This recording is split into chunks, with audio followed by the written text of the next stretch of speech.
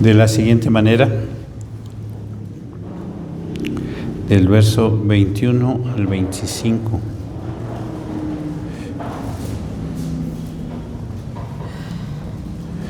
Y teniendo un gran sacerdote sobre la casa de Dios, acerquémonos con corazón sincero, en plena certidumbre de fe, purificados los corazones de mala conciencia y lavados los cuerpos con agua pura.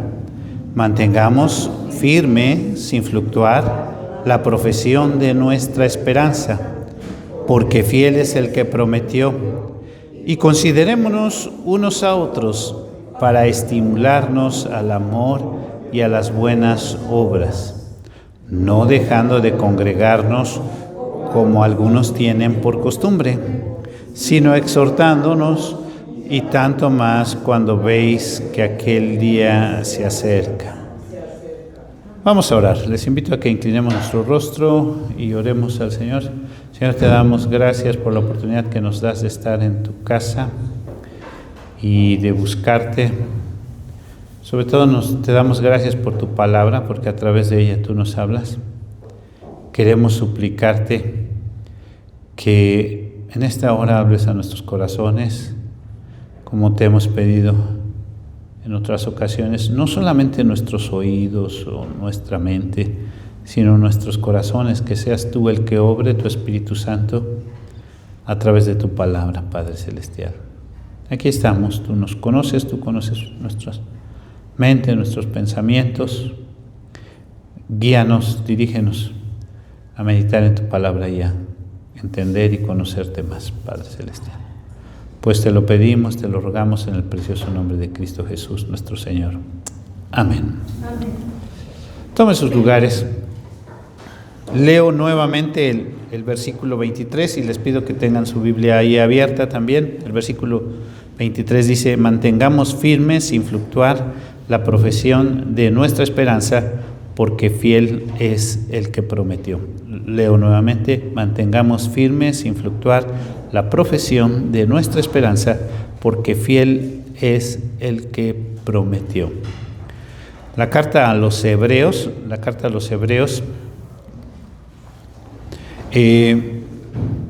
tiene algunos propósitos, algún propósito en especial.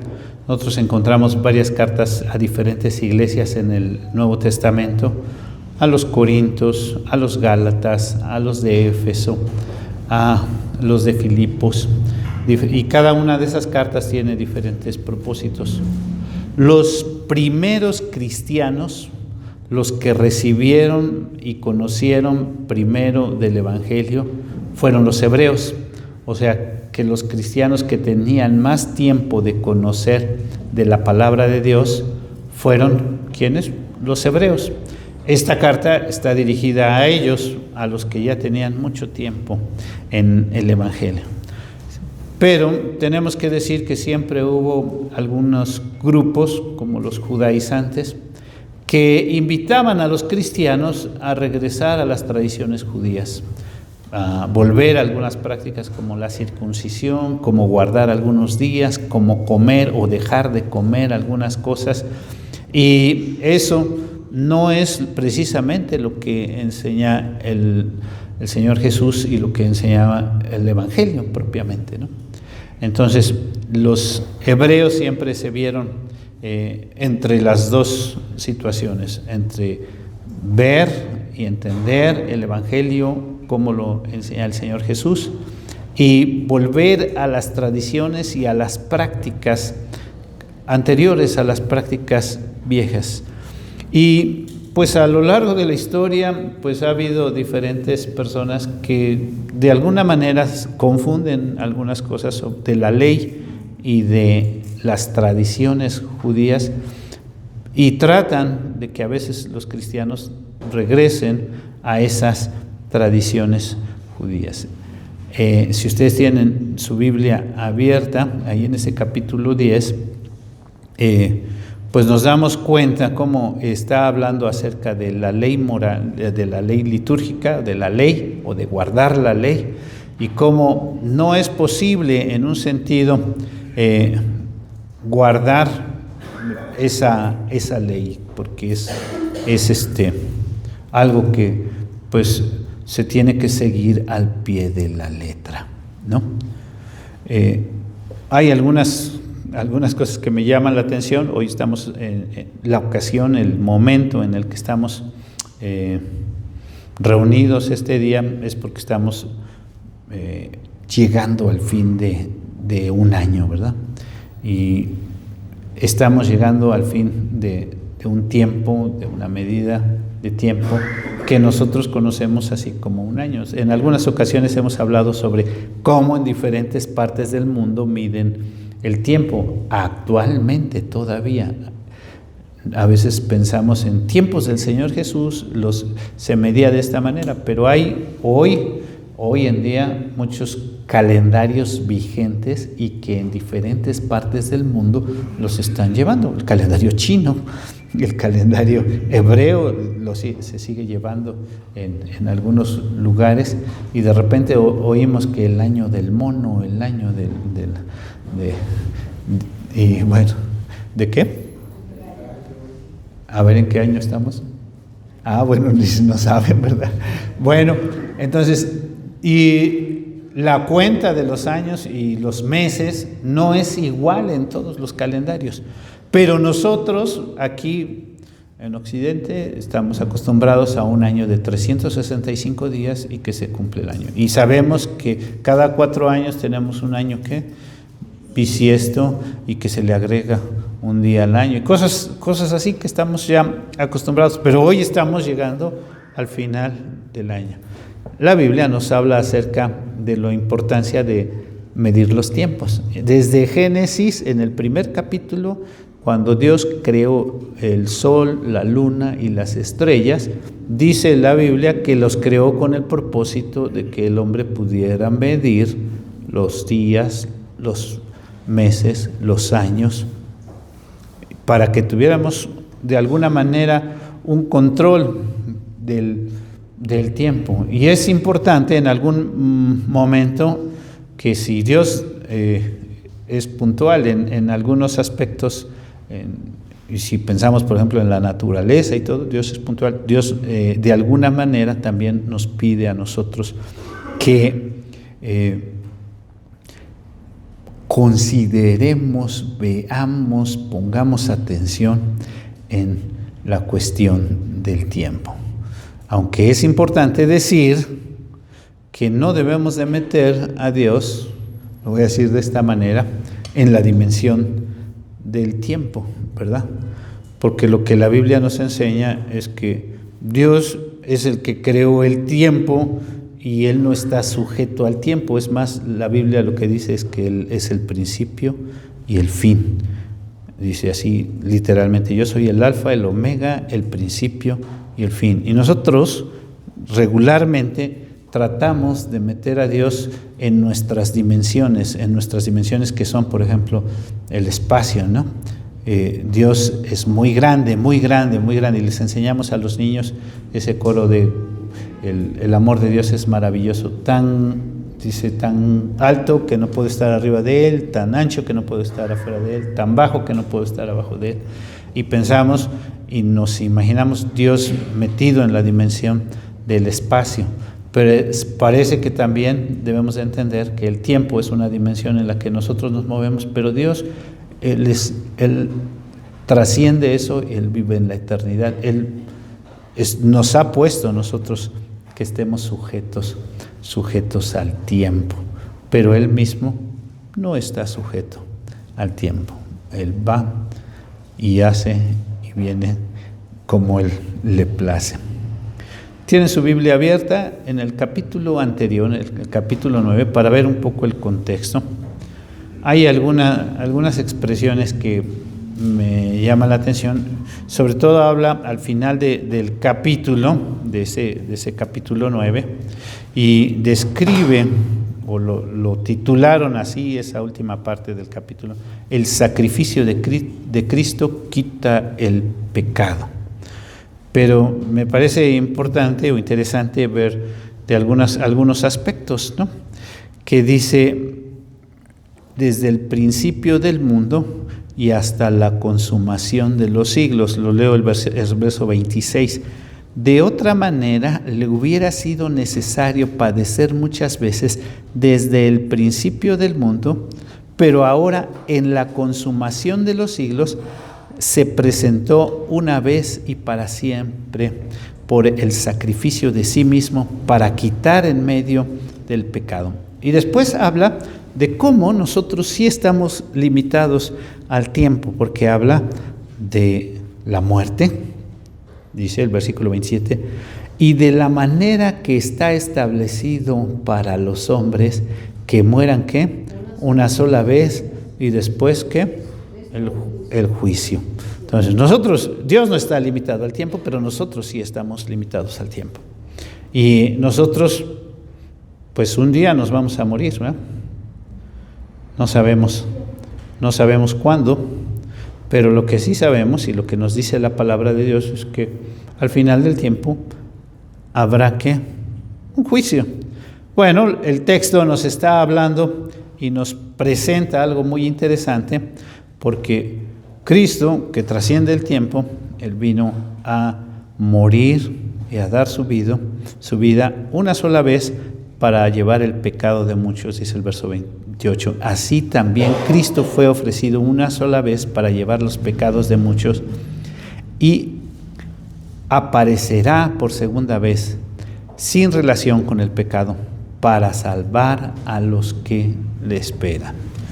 Entonces, de eso es de lo que viene hablando el pasaje, de cómo al final de los tiempos y nosotros como cristianos debemos de ver o de visualizar las cosas de una forma un poquito diferente, en el sentido de que el tiempo nosotros vemos pasa y nosotros queremos alcanzar y lograr y esforzarnos y llegar a ciertas metas, pero a veces en todo ese afán y en ese esfuerzo, pues nos equivocamos y fallamos y fallamos y fallamos una y otra vez. Fíjense cómo comienza el capítulo 10, hablando de que los que se esfuerzan por guardar la ley, que siguen y siguen y siguen, ¿no? Ahora bien, dice, estoy en el 9, capítulo 10, porque la ley, teniendo la sombra de los bienes venideros, no la imagen misma de las cosas, nunca puede, por los mismos sacrificios que se ofrecen continuamente cada año, hacer perfectos a los que se acercan. Sí se fijaron ahí que se ofrecen continuamente. ¿Cada cuándo? Cada año. Entonces, cada año teníamos que hacer. La vida para nosotros tiene un principio, tiene un curso, y para nosotros tiene un fin. El hombre muere, pero Dios es el que permanece. Nosotros como cristianos debemos y nos tenemos que visualizar las cosas no pasajeras como en o como la mayoría de las personas lo consideran. A veces nos esforzamos demasiado por las cosas que van a pasar sin considerar las cosas que vienen hacia la eternidad. Fíjense ahora nuestro pasaje. Dijimos el versículo 21 en delante y el 23 fue el que leí, ¿verdad? Dice: y teniendo un gran sacerdote sobre la casa de Dios. ¿Cuál es el gran sacerdote? El Señor Jesucristo, ¿verdad? Acerquémonos con corazón sincero, en plena certidumbre de fe, purificados los corazones de mala conciencia y lavados los cuerpos con agua pura. Entonces nos invita el pasaje a que nos acerquemos a Jesús en una forma especial, ¿no? Nos invita a que nos acerquemos con corazón, ¿qué? Sincero y con certeza, fe. Ahí como que es un poco redundante, porque recordemos qué es lo que quiere decir fe. ¿Qué quiere decir fe o qué es la fe? Si tienen duda qué quiere decir fe, ahí en el versículo 1 del capítulo 11, o sea, el capítulo que sigue, dice exactamente qué es la fe. La fe es ¿qué? La certeza de lo que se espera. O sea, yo creo, pero no creo como que, pues puede ser o tal vez, no, estoy seguro, estoy convencido, tengo certeza sobre que eso es así. ¿Ustedes creen que su casa está ahí donde la dejaron? Probablemente, ¿verdad? Sí. ¿Están seguros? ¿Seguros? No. ¿Sí? ¿Creemos que Dios, tenemos certeza que Dios existe? ¿Están seguros de que Dios existe? ¿Tienen la plena convicción de que Dios existe? Acerquémonos con plena certidumbre de fe, o sea, con certeza, ¿sí se dan cuenta?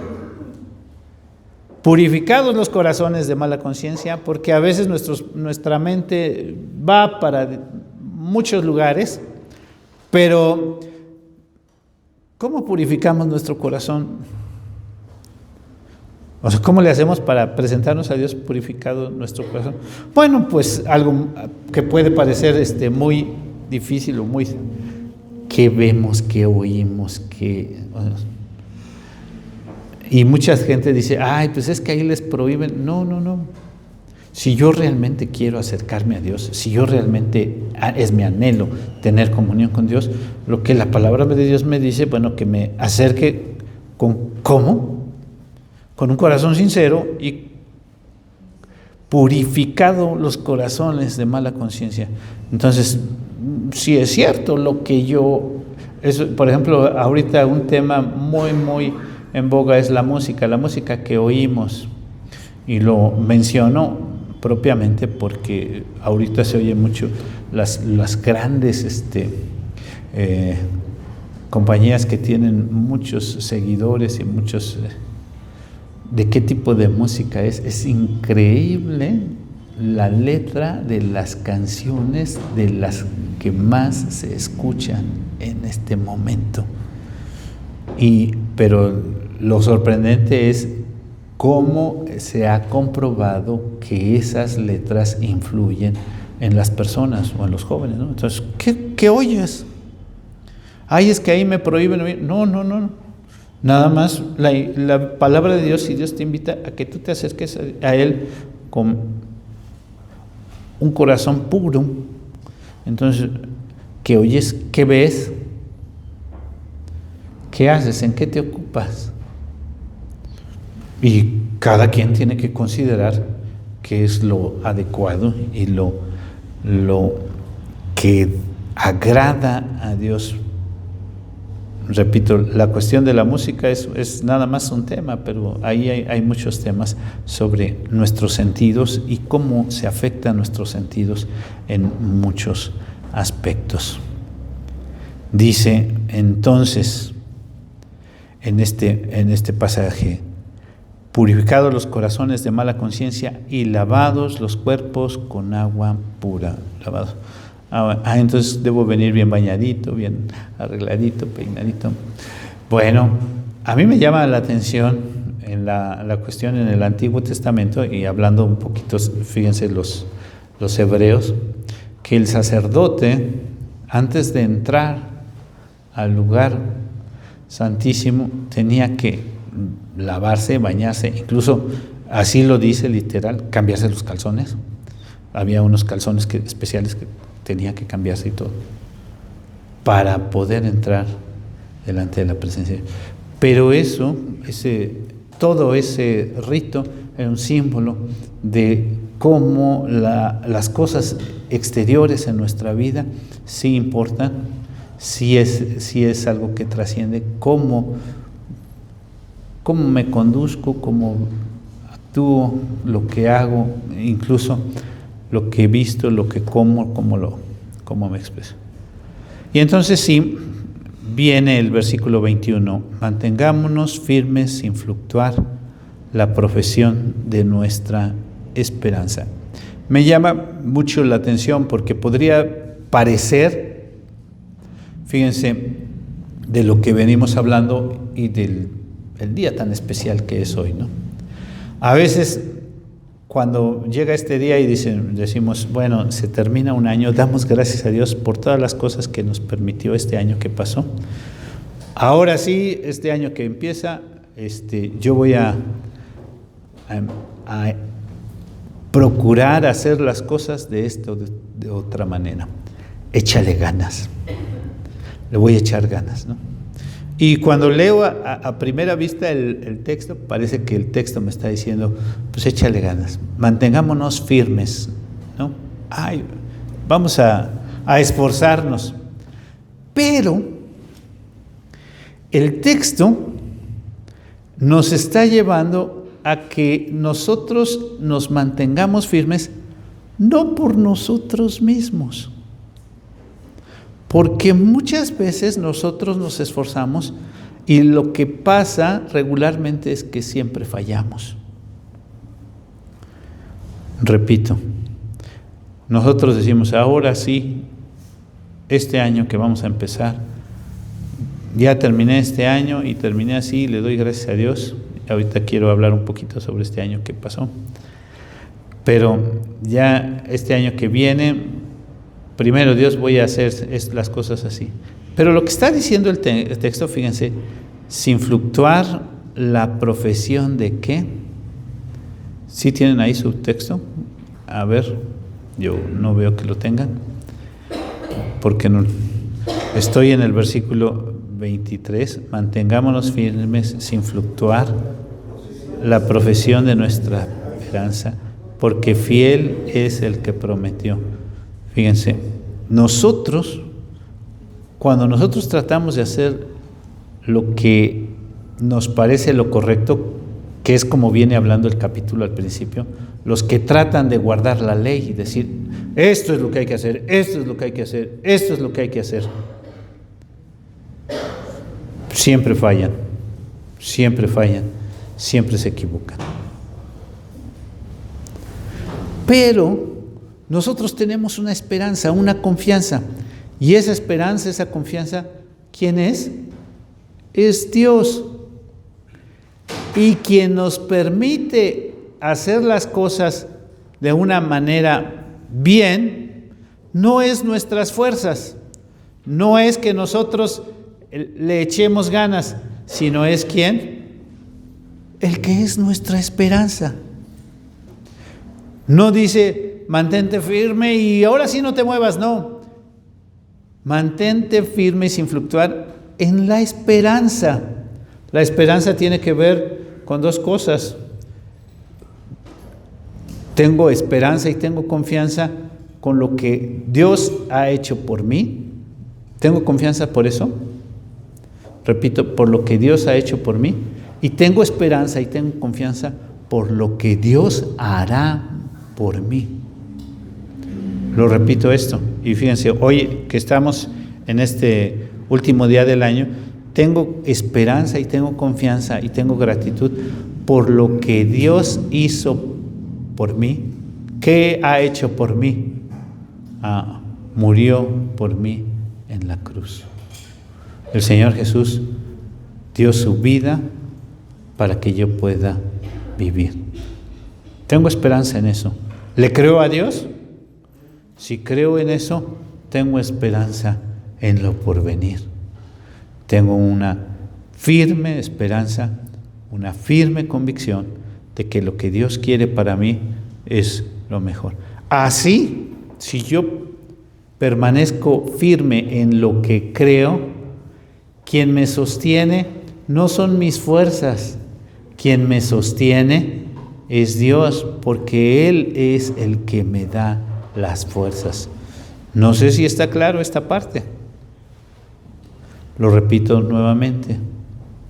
Si yo tengo y mantengo firme en la esperanza, porque creo lo que Dios ha hecho por mí y creo lo que Dios hará por mí, quien me sostiene no son mis fuerzas, porque cuando venga la prueba, sé que si yo fallo, quien me sostiene, ¿quién es? Dios. Les dije hace un momento, les voy a hablar sobre este año que acaba de pasar y en lo personal, o como familia le damos gracias a Dios por muchas cosas que Dios nos ha mostrado. Porque en este año que termina, ¿qué es lo que Dios nos ha mostrado en este año? Bueno, yo creo que ustedes todos saben lo que pasó en el primer día de febrero. El primer día de febrero.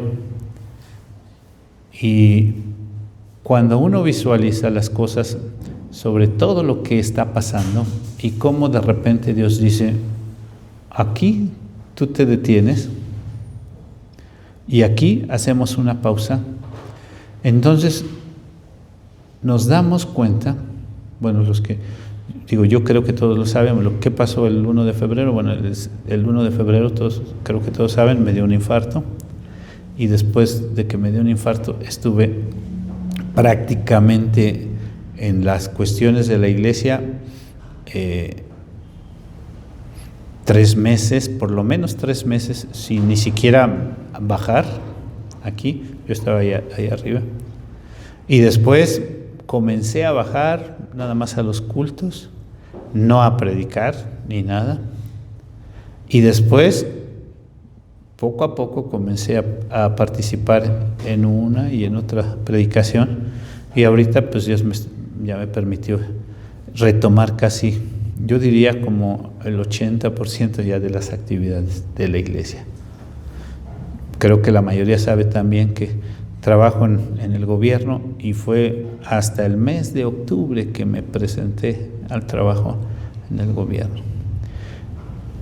Y ahora, yendo a lo que estamos hablando, nosotros a veces pensamos que las cosas las podemos hacer en nuestras fuerzas. Vamos a hacer esto, vamos a hacer lo otro, vamos. ¿Qué es lo que Dios nos muestra? No, tú no puedes.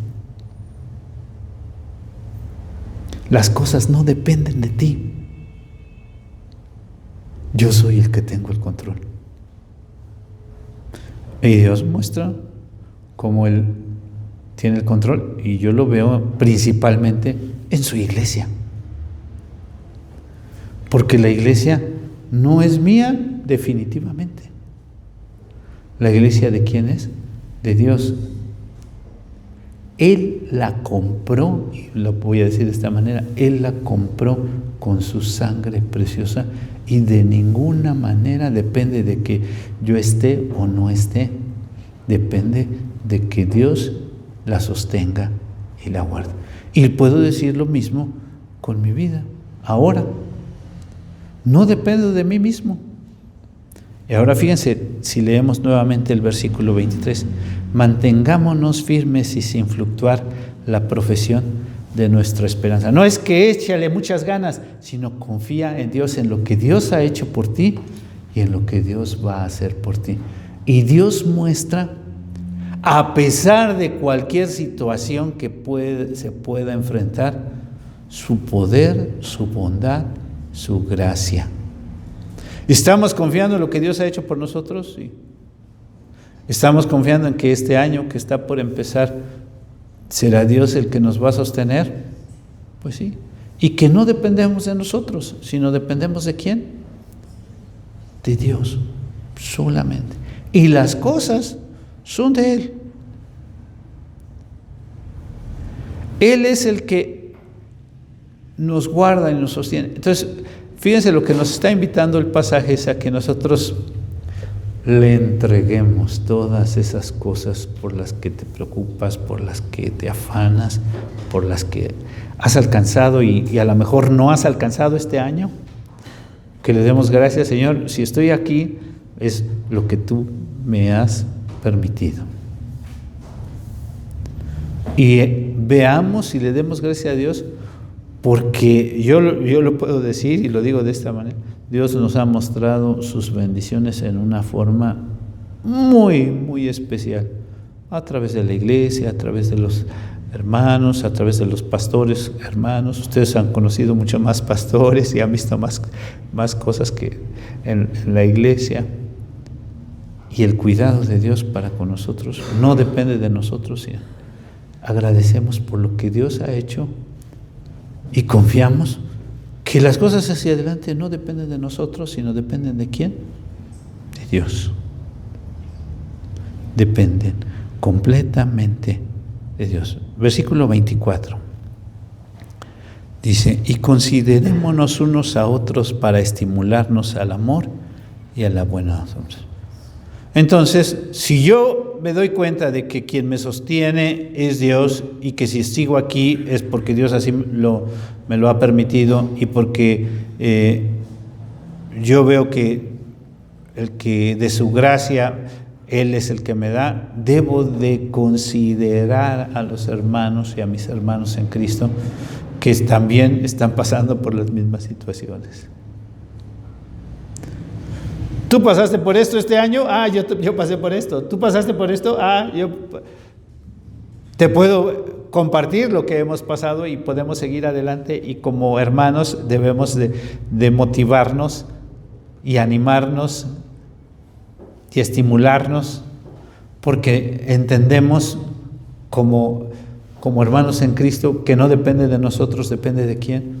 De Dios. Finalmente, me voy ahora sí ya casi al final. Este versículo que lo repetimos, bueno, creo que lo repetimos o lo hemos escuchado varias veces. Versículo 25. No dejando de congregarnos como algunos tienen por costumbre, sino exhortándonos tanto más cuando veis que aquel día se acerca. No dejando de congregarnos como algunos tienen por costumbre. Yo sé que muchos no consideran tan importante congregarse, y algunos en sus cuestiones de su vida cotidiana no lo tienen como una prioridad y no es algo, pues, bueno, sí me congrego, pero bueno, hoy sí voy, hoy no. Pero yo creo que es muy importante que lo consideremos como una prioridad. El congregarnos nos permite formar parte de la familia del pueblo de Dios y relacionarnos. Y perdón que siempre pongo hago esta comparación sobre la familia y la iglesia, porque ¿cuál es la comparación que hago? Hoy día la familia está sufriendo unos embates tremendos a todos los niveles. La familia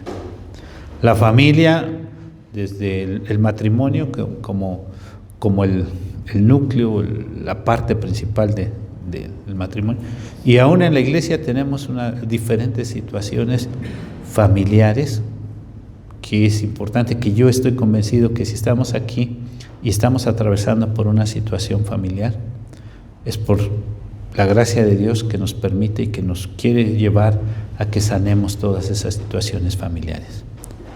Pero digo, la comparación es que la familia es el lugar que Dios creó que es el mejor lugar que Dios creó para que nosotros crezcamos y nos desarrollemos y vivamos las experiencias. La familia es el mejor lugar.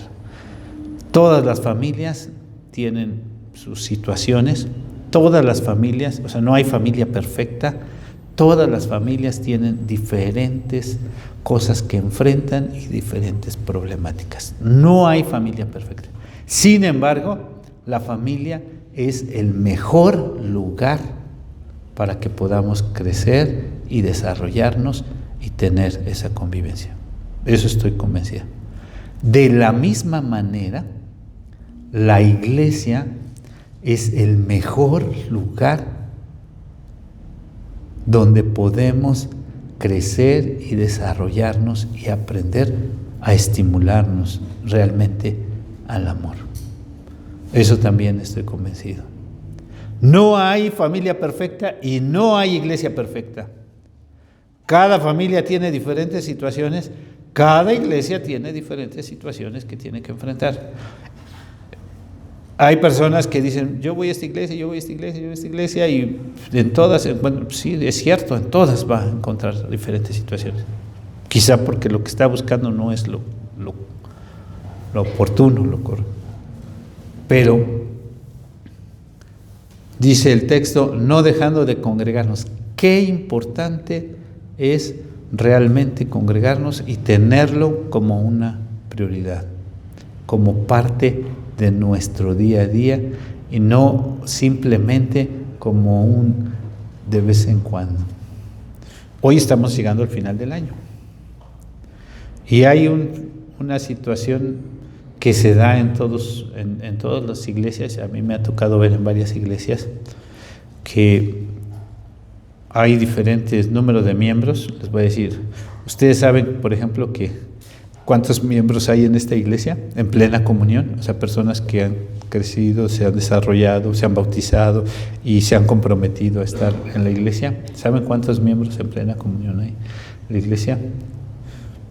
Bueno, les voy a decir el número. Se supone que hay 60 miembros en plena comunión y aparte de esos 60 miembros en plena comunión, hay varios hermanos que asisten regularmente, nos visitan, nos acompañan, forman parte de la iglesia. ¿Ustedes creen que ahorita aquí somos presentes 60? ¿Dónde están los otros?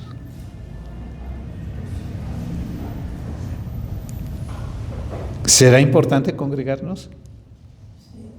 Sí. Sí, es muy importante. Yo creo que no, de nada, la Biblia dice eso como algunos tienen por costumbre. O sea que sí, desde entonces cuando a los apóstoles les tocó vivir que algunos hermanos no iban al templo, sí, desde entonces ya les tocó vivir eso, que no todos lo tenían como una prioridad.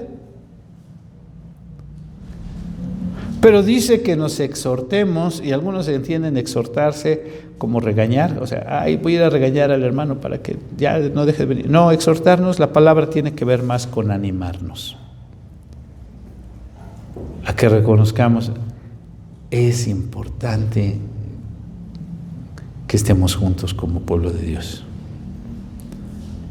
Dice, tanto más cuando veis que aquel día se acerca. ¿Cuál día?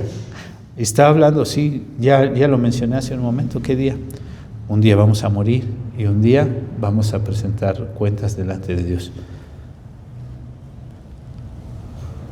La vida es muy fugaz y díganmelo a mí, que se tocó con lo que nos tocó vivir este año y lo que hemos vivido en estos últimos meses como iglesia también. La vida es muy fugaz. Tanto más cuando veis que aquel día se acerca. La invitación. Hoy estamos terminando el año. Hoy estamos concluyendo este año y le damos muchas gracias a Dios por todas las cosas que nos permitió vivir y que nos permitió ver y que vemos su bondad, su misericordia, que si estamos aquí no es por nuestra capacidad, por lo que nosotros podamos hacer, sino porque Él así lo ha permitido. Y nos ponemos en las manos de Dios dándole gracias porque confiamos en que Él es el que nos ha de sostener. Él es el que, si quiere, si es su voluntad, aquí nos veremos el próximo año y estaremos hasta donde Él nos permita. Nuestra invitación es a priorizar lo que la palabra de Dios nos dice. Depositemos todo en las manos del Señor, veamos hacia lo que es realmente importante, las cosas eternas, dejemos de ver las cosas de aquí pasajeras, veamos hacia lo eterno y pongámonos en las manos del Señor. Que Él nos permita un año con mucha bendición. Yo creo que este año que se queda atrás es un año de mucha prueba, pero de mucha bendición. Mucha prueba, pero mucha bendición. Dios nos ha sostenido y aquí nos tiene. Y damos gracias a Dios por su bendición. En Él confiamos. Vamos a orar. Les invito a que oremos.